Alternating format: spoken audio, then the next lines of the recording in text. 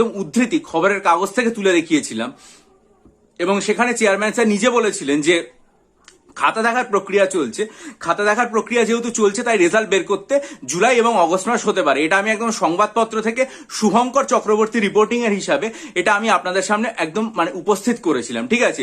কিন্তু গতকাল থেকে যখনই এসএসসি গ্রুপ সি এবং ডি এর অ্যান্সার কি প্রকাশ পেল, তারপর থেকে অনেক পরীক্ষার্থী আমাকে জিজ্ঞাসা করে যাচ্ছেন যে তাহলে কি এই যে রেজাল্টটা রয়েছে সেই রেজাল্টটা প্রকাশ পাবে একদম এই যে এপ্রিল মাস, সেখানে ভোটের আগে।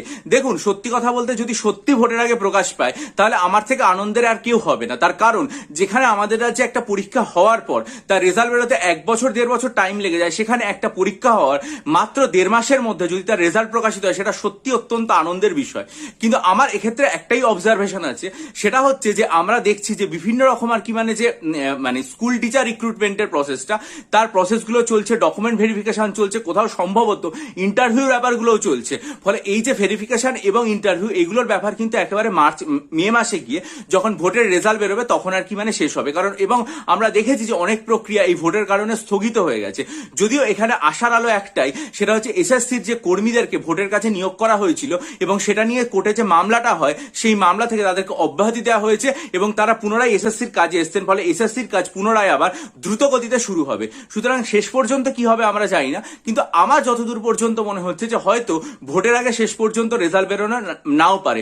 এই যে একটা গ্রুপ সি এবং ডি এর অ্যান্সার কি দিয়ে দেওয়া হলো, এটা পরীক্ষার্থীদের কাছে একটা আশীর্বাদ, এবং পরবর্তী যে আশীর্বাদ রেজাল্ট বেরোনো সেটা হয়তো ভোটের পরেই হবে। যখনই এটা সম্পর্কে সঠিক আপডেট পাওয়া যাবে নিশ্চয়ই আমি আমার চ্যানেলে জানাবো, যে কোনো সংবাদপত্র বা কোনো অথেন্টিক সোর্স থেকে সব আমার খবরের জানাবো। সেটার জন্য আপনারা চ্যানেলটা সাবস্ক্রাইব করুন, বেল আইকন প্রেস করে দিন এবং অবশ্যই আপনাদের মূল্যবান মতামত দিন। কিন্তু পাশাপাশি এটাও বলবো যে আপনারা যেখান থেকেই খবরটা পেয়ে থাকুন এটার কোনো অথেন্টিসিটি বা এটার কোনো সঠিক জায়গা বা কোনো নিউজ পেপারে কিন্তু আমি এটা পাইনি, তাই জন্য আমি এটা সুনিশ্চিত করে বলতে পারছি না। এখন পুরোটাই এসএসসির ওয়েবসাইটের উপর নির্ভর করছে, যখন তারা জানাবে তখন আমি জানাবো। আমার কেন জানি না, কোনো সঠিক ব্যাখ্যা নেই, কিন্তু মনে হচ্ছে রেজাল্ট শেষ পর্যন্ত ভোটের পরেই বেরোবে। এবার দেখা যাক শেষ পর্যন্ত কি হয়, যা হবে চ্যানেলে আপডেট দেবো। আপনারা যদি মনে করেন আমার কাছ থেকে WBCS পরীক্ষার জন্য 48টা মক টেস্ট নেবেন বা সাইকোলজি অপশনাল স্টাডি মেটেরিয়াল নিয়ে এবং ডেসক্রিপটিভ বাংলা ইংরেজি স্টাডি মেটেরিয়াল নিয়ে এখন থেকে WBCS 2024 জন্য প্রস্তুতি নেওয়া শুরু করবেন, তাহলে আমার চ্যানেলে প্রত্যেকটা ভিডিও লিঙ্ক পোস্ট সেকশনে দেওয়া আছে। প্রত্যেকটা ভিডিও মনোযোগ দিয়ে দেখবেন এবং সেখানে আমার যে ইমেল আইডি দেওয়া আছে সেই ইমেল আইডির মাধ্যমে যোগাযোগ করবেন। আশা রাখি উপকৃত হবেন। ভালো থাকুন, বিজয়ী হন, সফল হন।